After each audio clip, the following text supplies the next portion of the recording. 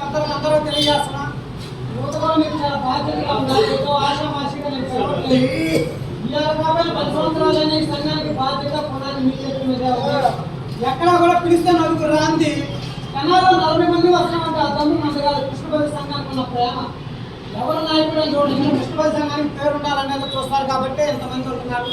ఈ వయసులో కూడా పెద్దలు చెల్లు వెంకటేశ్వర గారు, బిల్లుకు రాఘారావు గారు, శ్రీనివాసరావు గారు అందరూ కష్టపడి మనకు అందరున్నారంటే 22-24 సంవత్సరాలు ఒకే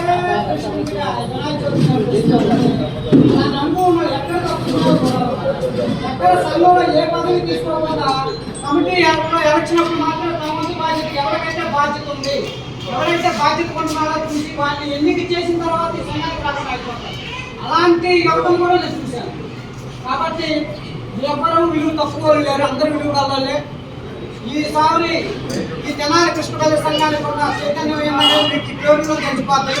అతి సామాన్యులు ముగ్గురు మేము రాష్ట్ర డెలిగేట్గా ఉంటామని అంత ధైర్యం చేశారంటే నిజంగా వాళ్ళకి హ్యాట్స్ ఆఫ్ చెబుతూ కమిటీ తరఫున మొదటిగా మనకి 3 సార్లు ఏకగ్రీవంగా మెజారిటీతో తెనాలి పట్టణంలోనే కృష్ణపల్లి సంఘీయులు తప్ప 17 కాబట్టి ఎవరు గెలవలేరు.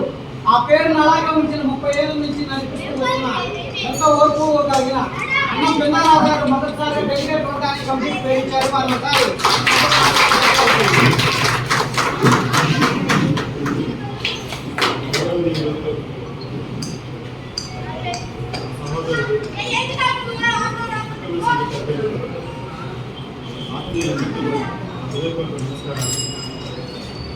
అందరికీ కొత్తగా పరిచయం చేసుకోవాల్సిన అవసరం లేదు.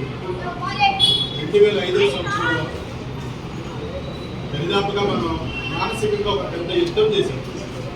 ఎంత యుద్ధం చేశామంటే అంతకుముందు అనురంతరావు గారు కాంగ్రెస్ పార్టీ తరఫున మున్సిపల్ కౌన్సిలర్గా పోటీ చేసి ఆ టర్మ్ అయిపోయిన తర్వాత అక్కడి నుంచి మనకి సీటు ఇవ్వడం అనేది ఆపేశాం.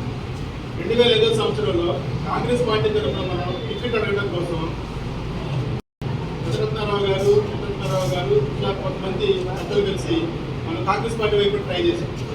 అలాగే రావేటి రంగరావు గారు వీళ్ళందరూ కలిసి టీడీపీ పార్టీ తరఫున సీట్ వైపు ట్రై చేశాం. అంటే ఏదైనా సరే మన సంఘంలోనే ఉండాలి, మన కులస్తులే కౌన్సిలర్గా ఉండాలని ఏదో ఒక